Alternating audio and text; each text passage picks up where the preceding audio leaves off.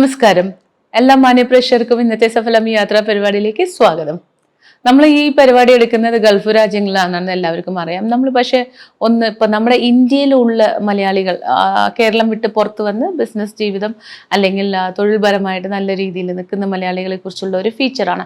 നല്ല രീതി എന്ന് പറയുന്നത് not in terms of money, we are measuring in terms of success. So അങ്ങനെയാണ് ഇന്ന് നമ്മൾ ഒരു വ്യക്തിയെ പരിചയപ്പെടാൻ പോകുന്നത്. തൃശ്ശൂർ ജില്ലയിൽ ജനിച്ച് ഇവിടെ ബാംഗ്ലൂരിൽ നല്ല ഒരു ബിസിനസ് ചെയ്യുന്ന ഒരു മലയാളിയാണ്. അദ്ദേഹത്തിന് ഒരുപാട് ക്രിയേറ്റീവ് സെൻസ് ഉണ്ട് എന്നുള്ളത് അദ്ദേഹത്തിന്റെ വീട് കാണുമ്പോൾ അറിയാം. വളരെ ഒരു എന്താ പറയുക, ഒരു ആർട്ടിസ്റ്റിക് ഫീൽ ഉള്ള ഒരു ഹൗസാണ്. ആ വീട്ടിൽ നിന്നാണ് നമ്മൾ ഈ എപ്പിസോഡ് കവർ ചെയ്യാൻ പോകുന്നത്. So today we are having our guest mister Sudhi Theyyil.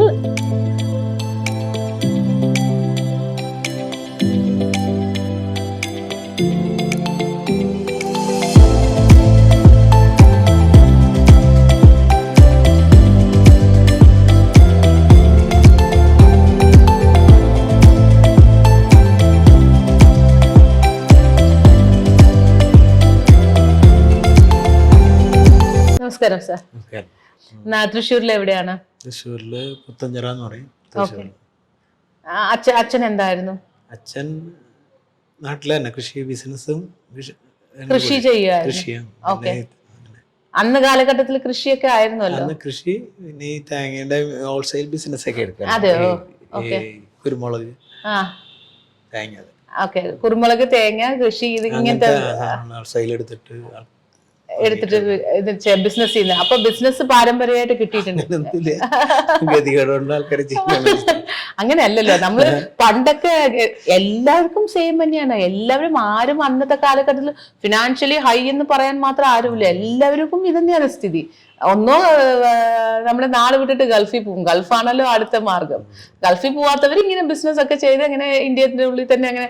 അച്ഛൻ ഗൾഫിൽ പോയിട്ടുണ്ടോ? അല്ല താങ്കൾ ഗൾഫിൽ പോയിട്ടുണ്ടോ? ഇല്ല, ഗൾഫ് ടച്ച് ചെയ്തിട്ടില്ല. Very nice. താങ്കൾ എത്ര മക്കളാണ്? ഞങ്ങള് 3 മക്കൾ. 3 മക്കൾ. നിങ്ങളാണോ മൂത്തത്? അല്ല, എനിക്ക് ചേച്ചി. 2 ചേച്ചിമാർ. ഒരു ചേച്ചി, ഒരു അനിയൻ. ഒരു ചേച്ചി, താങ്കളുടെ അടുത്ത് അടുത്ത ഒരു അനിയൻ. അവരെവിടെ ഉണ്ട് ഇപ്പോ? നാട്ടിൽ തന്നെ. 2 പേരും. നിങ്ങൾ മാത്രമാണ് ബാംഗ്ലൂരിൽ സെറ്റിൽ ആയിരിക്കുന്നത്? ഞാൻ ആണില് മൂത്തതാണ്. അപ്പൊ റെസ്പോൺസിബിലിറ്റി അപ്പൊ അങ്ങനെ ഞാൻ നേരത്തെ പറഞ്ഞ പോലെ ജീവിക്കാൻ ഒരു ഗതിയിലുണ്ടാവുമ്പോഴാണ് ചിലപ്പോ ഒന്ന് അലന്ന് ചെന്ന് പെടുന്നത്. പക്ഷെ അത് അങ്ങനെ ഒരു സാഹചര്യം ഉള്ളതുകൊണ്ടല്ലേ നമുക്ക് ഇന്ന് ആ സക്സസിനെ നമുക്ക് കുറച്ചും കൂടി എൻജോയ് ചെയ്യാൻ പറ്റുന്നത്. അതിനെ കുറിച്ച് പറയണെങ്കിൽ നമ്മള് പാരമ്പര്യമായിട്ട് കിട്ടുന്ന സ്വത്താണെന്നുണ്ടെങ്കിൽ കുറച്ച് അഹങ്കാരവും വലിയ കാര്യങ്ങളൊക്കെ എന്തൊക്കെ നമ്മൾ സംഭവം എന്നൊരു തോന്നലൊക്കെ ഉണ്ടാവും. പിന്നെ മാത്രമല്ല, അതിന്റെ എന്തെങ്കിലും സമ്പത്ത് ഒരു ഭാഗത്ത് നിന്ന് നശിച്ചു തുടങ്ങുന്നതിനോട് അറിയില്ല. ചിലപ്പോൾ എല്ലാം കഴിഞ്ഞ് കൈവിട്ട് പോകുമ്പോഴും അറിയാം. കഷ്ടപ്പെട്ട് വന്ന ആൾക്കാർക്ക് ജീവിതത്തിന്റെ കുറെ സാമ്പത്തിക ലെവലുകൾ അറിയാൻ പറ്റും. ചെറിയൊരു ബുദ്ധിമുട്ട് വരുമ്പോഴേ അവർക്ക് മനസ്സിലാക്കാൻ പറ്റും. ഒരു ബിസിനസ്സുകാരനാണെങ്കിൽ പോക്ക് ശരിയല്ല, ഒന്ന് കൺട്രോൾ ചെയ്യണം എന്നുള്ളത്. അപ്പോ അങ്ങനെയൊക്കെ ചെയ്യുന്ന ആൾക്കാർ രക്ഷപ്പെടും. എപ്പോഴാ സ്കൂളിംഗ് ഒക്കെ ചെയ്തത്? എവിടെയാണ്? തൃശ്ശൂർ തന്നെ ആയിരുന്നു? തൃശ്ശൂരാണ്. കോളേജും തൃശ്ശൂർ തന്നെ ആയിരുന്നു. ഓക്കെ. അതെല്ലാം കഴിഞ്ഞിട്ട് ആദ്യം ചെയ്ത ജോലി എന്തായിരുന്നു? ഞാൻ ജോലി എന്നുള്ള നിലയ്ക്ക് ആർട്ടിസ്റ്റ് ആയിട്ടാണ് ജോലി ചെയ്തത്. ആർട്ടിസ്റ്റ് ആയിട്ടാണ്. ഓക്കെ. ഏതിലായിരുന്നു? ഏതിലൊരു അഡ്വർടൈസിംഗ് കമ്പനിയിൽ. അതിലെന്തായിട്ടാണ് ചെയ്തത്? ആർട്ടിസ്റ്റ് ആയിട്ട് ജോലി ചെയ്തു. ആർട്ടിസ്റ്റ് ജോലി ചെയ്ത ഡ്രോയിങ്. അതെ, കൊമേഴ്ഷ്യൽ ആർട്ടുണ്ട്. ഇവിടെ അഡ്വർടൈസ്മെന്റിന് വേണ്ടിയിട്ടുള്ള പരസ്യങ്ങൾ ഉണ്ടാക്കുക. പിന്നെ അവര് തരുന്ന, ഇപ്പൊ നിങ്ങളിപ്പോ ഇവിടെ ചെയ്യണ പോലെ അല്ലായിരുന്നു അന്ന്. അന്നൊക്കെ എന്ന് പറഞ്ഞാൽ ഇപ്പൊ ഒരു പരസ്യം കൊടുക്കാന്ന് പറഞ്ഞു കഴിഞ്ഞാൽ ആദ്യം ഒരു അഡ്വർടൈസിംഗ് കമ്പനിനെ കോണ്ടാക്ട് ചെയ്യണം. അപ്പൊ അവരുടെ ടേസ്റ്റുകൾ കാര്യങ്ങൾ പറയും. അതിനുള്ള ഫോട്ടോസ് എടുക്കണം, കട്ട് ചെയ്യണം. ലെറ്റർ ഒന്നും റെഡി കിട്ടുന്നൊന്നുമില്ല. ഇപ്പൊ നമുക്ക് കമ്പ്യൂട്ടറിൽ ഇത് ചെയ്യാം. അപ്പൊ നമ്മൾ ആർട്ടിസ്റ്റ് ആയിട്ടുള്ള ആൾക്കാർ അതിന് ലെറ്ററുകളൊക്കെ നമ്മള് ലെറ്ററിന്റെ പേര്, ഇപ്പൊ നമുക്ക് അന്നൊക്കെ എന്ന് പറഞ്ഞാൽ ഓൾമോസ്റ്റ് ഒരു 100-150 ലെറ്റർ സ്റ്റൈലുകളുടെ പേര് പറയാൻ പറ്റും. ഇപ്പൊ അങ്ങനെയൊന്നും പറ്റില്ല. ഫോണ്ട് ഇത്ര അപ്പൊ നമ്മ ഒരു ആഡ് ഇപ്പൊ നമുക്ക് ഒരാൾ തരുമ്പോ ആ ഫോണ്ടൊക്കെ ഇത്ര പോയിന്റ് സൈസ് എന്നൊക്കെ പറഞ്ഞു കഴിഞ്ഞാൽ നമുക്ക് നമ്മൾ തന്നെ ഗസ് ചെയ്ത് പറയും. നമുക്കിപ്പോ കമ്പ്യൂട്ടർ ഓൺ ചെയ്ത് കണ്ട് ഈ പോയിന്റ് സൈസ് ക്രിയേറ്റ് ചെയ്തിട്ട് വേണമെങ്കിൽ കുറയ്ക്കാൻ കൂട്ടുകയൊക്കെ ചെയ്യാം. നമ്മുടെ ബ്രെയിൻ ലെവൽ ആക്ച്വലി ഇപ്പൊ അതെ, ഇപ്പൊ നമുക്ക് കമ്പ്യൂട്ടറിൽ തന്നെ കുറയ്ക്കാൻ കൂട്ടുക. അന്ന് പറഞ്ഞു കഴിഞ്ഞാൽ നമ്മള് ഇമാജിനേഷനിൽ കണ്ടിട്ട് ആ സൈസ് ഫോണ്ട് ഇത്ര സൈസ് വേണം എന്നൊക്കെ പറഞ്ഞ് പുറമേ നിന്ന് എടുത്തുകൊണ്ട് വന്ന് ഫോട്ടോ ടൈപ്പ് സെറ്റ് എന്ന് പറയുക. അതുകൊണ്ടൊന്ന് റബ്ബർ സൊല്യൂഷൻ പോലുള്ളതൊക്കെ വെച്ച് ഒട്ടിച്ച് ഒക്കെയാണ് ചെയ്യണേ. ഇപ്പൊ നമുക്ക് കൊണ്ടുവന്ന് നോക്കുന്ന ആ ഫെസിലിറ്റി ഉണ്ടായിരുന്നില്ല. എന്താന്ന് വെച്ച് കഴിഞ്ഞാല് മെൻ പവർ ഇങ്ങനെ ആർട്ടിസ്റ്റുകളുടെ ആവശ്യം അഡ്വർടൈസിങ് കമ്പനിക്ക് ഉണ്ടായിരുന്നു. ഇന്നിപ്പോ നമ്മള് അങ്ങനെ ചെയ്യുന്ന ആൾക്കാർക്ക് ഒരു വിലയില്ല, അതിന്റെ ആവശ്യമില്ല. അല്ലാത്ത ടെക്നോളജി വളർന്ന തോറും ഇങ്ങനത്തെ ഉള്ള ടെക്നോളജി വളരുമ്പോ ഞാൻ ആർട്ടിസ്റ്റായിട്ട് നിന്ന സമയത്ത് ആർട്ടിസ്റ്റ് നല്ല ഫെയിം എന്നേക്കാളും നല്ല രീതിയിലുള്ള ആർട്ടിസ്റ്റുകളും അല്ലെങ്കിൽ ലെവലുള്ള ആർട്ടിസ്റ്റുകളും ഒക്കെ ഒരു ജോലിയില്ല, അവർക്ക് വേറെ ജോലികളൊന്നും അറിയില്ല. സാധാരണ അവർക്ക് വേറെ ജോലികളൊന്നും അറിയില്ല. അപ്പോൾ അവരുടെ കാര്യം എന്താണെന്ന് ഇപ്പോൾ എനിക്ക് അറിയാൻ പറ്റില്ല, എന്നാലും പറയേ അത്. അപ്പോൾ അങ്ങനെയാണ് ഞാൻ ജോലി ചെയ്ത് വന്നിരുന്നത്. ആർട്ടിസ്റ്റ് ആയിട്ട് എത്ര കാലമാണ് ഈ അഡ്വർടൈസ്മെന്റ് കമ്പനിയിൽ വർക്ക് ചെയ്തിരിക്കുന്നത്? 2.5 കൊല്ലം. 2.5 കൊല്ലം. അപ്പോഴേക്കും ടെക്നോളജി വന്നു? അപ്പോഴേക്കും ഞാൻ അതൊക്കെ വിട്ട് എന്റെ വഴിയിലേക്ക് വന്നു. ഓക്കെ, എന്തായിരുന്നു താങ്കളുടെ വഴി? എന്റെ വഴി ഗൾഫിന് പോകാന്നുള്ളതായിരുന്നു. ഓക്കെ, ഗൾഫിന് പോകാൻ വേണ്ടിയിട്ട് പിടിച്ചു നിൽക്കാൻ വേണ്ടിയിട്ട് ഇവിടെ ചെലവൊക്കെ നടക്കണ്ടേ. ഞാൻ ബാംഗ്ലൂരാണ്. ബാംഗ്ലൂർ ഇന്നത്തെ പോലെ ഒന്നല്ല, ചെറിയ പൈസ ഉണ്ടെങ്കിൽ ജീവിക്കുക. അപ്പൊ ഞാൻ ഗൾഫിന് പോണവരെ പിടിച്ചു നിൽക്കാൻ വേണ്ടിയിട്ട്, അപ്പൊ ഈ ജോലി ചെയ്യണ സ്ഥലത്തൊക്കെ എന്ന് പറഞ്ഞു കഴിഞ്ഞാല് ഒരു ഗവൺമെന്റ് ജോലി പോലെ ഒന്നല്ല. നമുക്ക് കംഫർട്ട് അല്ലാന്ന് തോന്നിയാൽ നമുക്ക് ജോലി അങ്ങനെ ചെയ്യാൻ പറ്റില്ല. നമ്മൾ ചെയ്യുന്ന ജോലികൾ ഭയങ്കര കംഫർട്ടായിട്ടുള്ള ചെയ്യാൻ പറ്റും. ഒന്നല്ലെങ്കിൽ നമ്മൾ അവിടെ നിന്ന് അഡ്ജസ്റ്റ് ചെയ്യണം, അല്ലാന്നുണ്ടെങ്കിൽ അങ്ങനെ. അപ്പൊ നമുക്കത് ചെയ്യുന്നിടത്തോളം കാലം നമുക്ക് സ്വന്തമായിട്ട് കുറച്ചാൾ ചെയ്യാം. അതിന്റെ എപ്പോഴാ ഗൾഫിലേക്ക് ഒരു ചാൻസ് കിട്ടിയാ ചെയ്യാന്നുള്ളതിലാണ് ഇരുന്നത്. അപ്പൊ ആ സ്വന്തമായിട്ട് എന്തെങ്കിലും സ്റ്റാർട്ട് ചെയ്യുക, ജീവിക്കാൻ വേണ്ടി സ്റ്റാർട്ട് ചെയ്യുക എന്നുള്ള ആ ഒരു തീരുമാനമില്ലേ, ഞാൻ ഈ കാണുന്നതൊക്കെ അതാണ് തുടക്കം. അതെ, ആ ഒരു ഗൾഫില് പോകുന്ന ആ ഒരു പോക്കിന്റെ ഒരു എന്താ പറയുക മുൻകരുതലായിട്ട് തുടങ്ങിയ ഒരു സ്ഥാപനം പോവാൻ വേണ്ടിട്ട് ആ ടൈം പീരീഡില് ചെയ്ത കാര്യം ഇവിടെ അപ്പൊ തുടങ്ങിയതാണ് ആർട്ട് ലൈഫ്. അതെ അതെ, അപ്പൊ ആർട്ട് ലൈഫ് എന്നായിരുന്നു പേര്. ഏത് വർഷമായിരുന്നു ഈ ആർട്ട് ലൈഫ് തുടങ്ങിയത്? ആർട്ട് ലൈഫ് തുടങ്ങിയത് 91. Long way back. അപ്പൊ നന്നായി വരയ്ക്കുമോ നിങ്ങള്? ഞാൻ വരയ്ക്കുന്ന ആള് അന്ന് വരയ്ക്കുന്നു പറയും. ഇന്നിപ്പോ ഞാൻ അതിൽ കുറെ നാളായിട്ടില്ല. പറയണത് തന്നെ ആ ഒരു ഫീൽഡിൽ ചെയ്യുന്ന ആൾക്കാരോട് ചെയ്യണം മോശമായിരിക്കും. ഇപ്പൊ ഇന്നിപ്പോ ആരോ പറഞ്ഞത് അങ്ങനെയാണ്. അത് ഞാൻ അവരോടും പറഞ്ഞു. അങ്ങനെ ഞാനത് കൈവച്ചിട്ട് കുറെ കാലമായി. ഈ വീട് താങ്കൾ ഡിസൈൻ ചെയ്തതാണോ? വീടിന്റെ പ്ലാനിങ് കംപ്ലീറ്റ് ഞാനാണ്. ഉടൻ ചെയ്യാൻ നമ്മളെ നാട്ടിൽ നിന്ന് കൊണ്ടുവന്നിരുന്നു. അത് കാർപ്പന്റേഴ്സിനെ കൊണ്ട് ചെയ്യിപ്പിച്ചു. പക്ഷെ ഐഡിയ താങ്കളുടെ ആയിരുന്നു. പിന്നെ ആർട്ട് ലൈഫ് എത്ര കാലാണ് ഉണ്ടായിരുന്നത്? ആർട്ട് ലൈഫ് ഒരു 5-8 കൊല്ലം ഉണ്ടായിരുന്നു. അതിന്റെ കൂടെ തന്നെ അപ്പൊ ആർട്ട് ലൈഫ് എന്ന് പറയുമ്പോൾ ഒരു അഡ്വർടൈസ്മെന്റ് അല്ലെങ്കിൽ ആ രീതിയിലേക്കാണ് വരുന്നത്. അപ്പൊ എന്റെ ആ സമയത്ത് ഞാൻ ചെയ്ത അഡ്വർടൈസ്മെന്റിൽ നിന്ന് പതുക്കനെ ഈ മെമ്പറൈൻ സ്വിച്ച് എന്ന് പറയും, സ്വിച്ചുകളാണ്. അപ്പൊ അതിലേക്ക് തിരിയുമ്പോൾ ആ ഒരു പേരിന് ഒരു മാറ്റം വന്നില്ലെങ്കിൽ അതിലുള്ള ആൾക്കാർക്ക് അതിനെ കൊണ്ട് അറിയാം. പ്രിന്റും കൂടി കൂടിയ ഫീൽഡ് അത്. അപ്പോൾ ആർട്ട് ലൈഫ് എന്നും ആർട്ട് പ്രിന്റ് എന്നും പറഞ്ഞിട്ട് രണ്ടും കൂടി മെയിൻറ്റെയിൻ ചെയ്തിട്ട് പോകുന്നു. ഓക്കെ, ഈ മെംബ്രെയിൻ സ്വിച്ചസ് എന്ന് പറയുന്നത് ഈ ഇലക്ട്രിക്കൽ മെംബ്രെയിൻ സ്വിച്ചസ്, ഇലക്ട്രോണിക്സ് ഇൻസ്ട്രുമെന്റിന് വരുന്ന സ്വിച്ചുകൾ, അതിപ്പോ അത് കസ്റ്റമൈഡ് ആണ്, അല്ലാണ്ട് നമ്മൾ ഉണ്ടാക്കി വെച്ചിട്ട് വിൽക്കുന്ന സാധനമല്ല. ഇപ്പോൾ ഇവിടെ കുറെ കമ്പനികൾക്ക് ഉണ്ട്. ബേസ് സ്കെയിലിന് നിങ്ങൾ ഇപ്പോൾ വാഷിംഗ് മെഷീൻ ഒക്കെ നോക്കുമ്പോൾ നമ്മൾ പ്രസ് ചെയ്യുമ്പോൾ ഒരു സ്വിച്ച് ഇല്ലേ, അതുപോലത്തെ ആ വാഷിംഗ് മെഷീൻ ഇപ്പൊ അവര് മാനുഫാക്ചർ ചെയ്യും. അപ്പൊ അവർ ഈ മാസം ഒരു 400-500 മെഷീൻ മാനുഫാക്ചർ ചെയ്യണമെന്നുണ്ടെങ്കിൽ ഇപ്പൊ എന്റെ കസ്റ്റമർ ആണെങ്കിൽ അവർ ഒരു 500 കീപാഡ് വേണം. അപ്പൊ അതിന്റെ മുകളിലുള്ള സ്വിച്ച് അതെല്ലാം കൂടിയുള്ള പാനലടക്കം നമ്മൾ ചെയ്യും. അപ്പൊ ആദ്യം ചെയ്യണ സമയത്ത് ഞാൻ എന്റെ ഇൻവോൾവ്മെന്റ് ഉണ്ടാവും. അതിൽ ഞാനാ ചെയ്യണമെന്നുണ്ടെങ്കിൽ ഡിസൈൻ ചെയ്യണം. അപ്പൊ അവരുടെ മെഷീന്റെ കളറ്, പ്രൊഡക്റ്റിന്റെ കളറ്, അതിന് മാച്ച് ചെയ്യുന്ന കാര്യങ്ങൾ ഇതൊക്കെ ചെയ്ത് ഡിസൈനിങ്, അവരുടെ മെഷീന് മാച്ച് ചെയ്യണ ഡിസൈൻ ഇതൊക്കെ നമ്മൾ ചെയ്ത് അപ്രൂവ് ചെയ്യിച്ചു കഴിഞ്ഞാൽ പിന്നെ ഒരു പ്രാവശ്യം ഫ്രീസ് ചെയ്താൽ പിന്നെ എന്റെ ആവശ്യമില്ല, പിന്നെ നമ്മുടെ കമ്പനിയിൽ അവർ ചെയ്തോളും. ഇപ്പൊ അതിന്റെ ഉള്ളിൽ ഇന്റേണലായിട്ട് വരുന്ന കുറെ ട്രാക്കുകൾ ഉണ്ട്, അത് സർക്യൂട്ട് ഉണ്ട്. അത് അവർ തരുമ്പോ ഇതിനു വേണ്ടിയിട്ട് ഞാൻ ആ സാധനം പഠിച്ചു. ഇലക്ട്രിക്കൽ ഇലക്ട്രോണിക്സ് എന്നൊക്കെ പറഞ്ഞിട്ടുള്ള നമ്മളുടെ നാട്ടിൽ കുറെ സപ്ലയർ ഉണ്ടായിരുന്നു. അപ്പൊ അവർക്കൊക്കെ വേണ്ടി ഇപ്പൊ പ്രിന്റ് എന്ന് പറയുമ്പോ ഇതിപ്പോ മലയാളീസ് കണ്ടോണ്ടിരിക്കണ കുറെ പേര് അറിയണവരുണ്ടായിരിക്കും. അപ്പൊ അവർക്ക് എന്ന് പറഞ്ഞു കഴിഞ്ഞാല് ചിലപ്പോ ആ പ്രിന്റിനെ അറിയും, എന്നെ അറിയാത്തവരായിരിക്കും കേട്ടോ.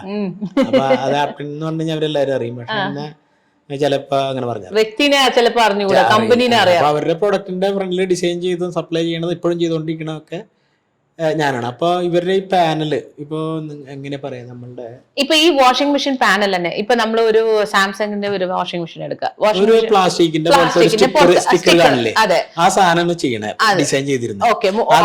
മുകളിൽ വരുന്ന ആ പാനൽ. അപ്പൊ അതില് സ്വിച്ച് അതുപോലെ LED വരില്ല, ചെറിയ LED അതുപോലെ ഇപ്പൊ വന്നിട്ടുണ്ടെന്നുണ്ടെങ്കിൽ 7 സെഗ്മെന്റ് LEDകളൊക്കെ അഡാപ്റ്റ് ചെയ്തുകൊണ്ട് ചെയ്താൽ കസ്റ്റമറിന് ഈസി, നമുക്ക് പ്രോഫിറ്റ് കൂടുതൽ, നമ്മൾ പൈസ ഉണ്ടാക്കാനല്ല നാട്ടുകാരെ ഉണ്ടാക്കാനല്ലോ. അപ്പൊ നമ്മുടെ ബിസിനസിന്റെ വ്യാപ്തി കൂട്ടുക, അതിൽ ലാഭം ഉണ്ടാക്കണ കൂട്ടുക എന്ന് പറഞ്ഞു കഴിഞ്ഞാൽ അപ്പൊ ഈ സാധനം കൂടി ആഡ് ചെയ്ത് വന്നപ്പോൾ നമ്മുടെ കസ്റ്റമേഴ്സിന് വളരെ ഹാപ്പിയായി. പിന്നെ അവര് കിട്ടി അവർക്ക്. ഏതാ അപ്പൊ എന്റെ കിട്ടും. അവർക്ക് എല്ലാം ഫിനിഷ് ചെയ്തതിനു ശേഷം നമ്മളുടെ ഈ സാധനം കൊണ്ട് ഫിനിഷ് ചെയ്ത് അവിടെ ഒട്ടിക്കുമ്പോ അതിൽ LED ഉണ്ട്, സ്വിച്ച് ഉണ്ട്, ഡിസ്പ്ലേ ഉണ്ട്, എല്ലാം ആയി. അതിന്റെ ജസ്റ്റ് അതിൽ നമുക്ക് സർക്യൂട്ട് അവരുടെ മെയിൻ ബോർഡ് ഉണ്ടാവും, മദർ ബോർഡ് എന്ന് പറയുന്ന സംഭവം അതിലുണ്ടാവും. അതിലേക്ക് നമ്മൾക്ക് പ്രൊവൈഡ് ചെയ്തേക്കണ ആ കണക്ടർ കൊണ്ട് പ്രസ് ചെയ്താൽ മതി, കണക്ട് ചെയ്താൽ മാത്രം മതി. അതിനുള്ള കണക്ടർ നമ്മൾ ചെയ്യുന്ന അവർ പറഞ്ഞ അതിന്റെ ഒക്കെ ഇന്റേണൽ സർക്യൂട്ടൊക്കെ അവരുടെ ഡിസൈനാണ് ചെയ്യണത്. നമ്മൾ സർക്യൂട്ട് മാത്രമേ വരും. അപ്പൊ നമ്മൾ ട്രാക്ക് ഒക്കെ ചെയ്ത് ഇതിനനുസരിച്ചിട്ട് ചെയ്യും. എത്ര സ്റ്റാഫ്സ് ഉണ്ട് താങ്കൾക്ക്?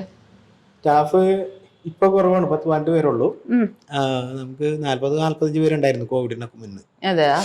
അപ്പൊ ഈ കോവിഡ് വന്നപ്പോ എല്ലാം കോവിഡ് വന്നപ്പോ ഇപ്പോൾ ഉള്ള ആൾക്കാരെയും പറഞ്ഞു വിട്ടാൽ കൊള്ളാം എന്റെ മനസ്സിലുണ്ടായിരുന്നു. പക്ഷെ അവര് പോകുന്നില്ലല്ലോ. പറ്റാണ്ടായി പോയിട്ടുണ്ടായിരുന്നു ഒരു സമയത്തൊക്കെ. എന്ന് വെച്ച് കഴിഞ്ഞാല് വർക്കില്ല ഇരിക്കുക എന്ന് പറഞ്ഞു കഴിഞ്ഞാല് നമ്മളുടെ കയ്യിൽ പൈസ ഇല്ലെങ്കിൽ ബുദ്ധിമുട്ടുണ്ടാവും. അപ്പോ നമ്മളുടെ അവിടെ ജോലി ചെയ്യുന്നവർക്കും സാലറി എന്തെങ്കിലും കൊടുക്കാം. അപ്പൊ പകുതിയൊക്കെ വെച്ചൊക്കെ കൊടുത്ത് അങ്ങനെ മെയിൻറ്റെയിൻ ചെയ്തു. അതും അന്ന് നമുക്ക് തോന്നുന്നത് എത്ര നാൾ ഇങ്ങനെ ഉണ്ടാവും അറിയില്ല. അതിപ്പോ 2 മാസം 3 മാസം എന്നൊക്കെ മുൻകൂട്ടി അറിയണേ നമുക്ക് അതിന് പ്ലാൻ ചെയ്താൽ മതി. ഇതല്ല, ഇതിപ്പോ എന്താ എത്ര നാളെന്ന് ഒരു പിടിയിലുള്ളൂ. അപ്പൊ നമ്മൾ തോന്നുന്നു ഒരു 6 മാസം കഴിയുമ്പോഴേക്കും നമ്മള് അവരെയും നോക്കാൻ പറ്റുന്നുണ്ടാവും, നമ്മളെയും നോക്കാൻ പറ്റില്ല. അപ്പൊ അങ്ങനത്തെ ഒരു കണ്ടീഷൻ, അതൊരു എന്താ പറയുക, ഒരു അൺസ്റ്റേബിൾ സിറ്റുവേഷൻ ആയിരുന്നു എല്ലാവർക്കും തന്നെ. ജോലി ഇപ്പൊ IT ഇൻഡസ്ട്രിയിലുള്ളവർ രക്ഷപ്പെട്ടു. പിന്നെ ഒരു ചില ബിസിനസ് ഒക്കെ കണ്ടിന്യൂസ് ആയി റൺ ചെയ്തു, നല്ല ലാഭം അവർ നേടിയെടുത്തു during covid. But basically looking into the industry എല്ലാം ഒരു കംപ്ലീറ്റ് ഒരു ഡൗൺഫോൾ ആയിരുന്നു. ആൻഡ് ഇനിയിപ്പോ ബിസിനസ് ജീവിതം ഇത്ര നേരം സംസാരിച്ചു, സ്വന്തം പേഴ്സണൽ ജീവിതത്തിന്റെ വരാം. ഭാര്യയെ കുറിച്ചും മക്കളെ കുറിച്ചും പറയൂ. ഭാര്യയും 2 പിള്ളേരും അവര് കൊണ്ടല്ലോ നമ്മൾ ഈ ബുദ്ധിമുട്ടി ബിസിനസ് ആരൊന്നില്ല ഫ്ലൈവേഴ്സ് ആയിട്ട് നടക്കില്ല. ഒരു ആൺകുട്ടി ഒരു പെൺകുട്ടിയാണോ? ആൺകുട്ടിയും പെൺകുട്ടിയല്ല, പെൺകുട്ടിയും ആൺകുട്ടിയും. പെൺകുട്ടിയും ആൺകുട്ടിയുടെ പെൺകുട്ടിയാണ് ഇപ്പൊ ഈ ബിസിനസ് നോക്കി നടത്തുന്നത്. ആർട്ട് ലൈഫ് നോക്കി. ആൺകുട്ടി എന്താ ചെയ്യുന്നത്? BTech artificial intelligence, machine learning. Oh excellent. Upcoming field ആണ്. ഇപ്പൊ ഓൾറെഡി ആർട്ടിഫിഷ്യൽ ഇന്റലിജൻസ് എല്ലാ സ്ഥലത്തും എത്താൻ തുടങ്ങി കഴിഞ്ഞു. റൈറ്റ് ടൈം ആണ്. ആൻഡ് താങ്കളുടെ ജീവിതത്തിൽ നിന്ന് താങ്കൾ നേടിയെടുത്ത എക്സ്പീരിയൻസിന് വരുന്ന തലമുറയ്ക്ക് താങ്കൾ കൊടുക്കുന്ന അഡ്വൈസ് എന്തായിരിക്കും?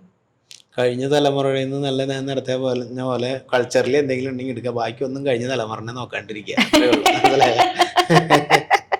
You are very practical. You are very practical. I really appreciate that.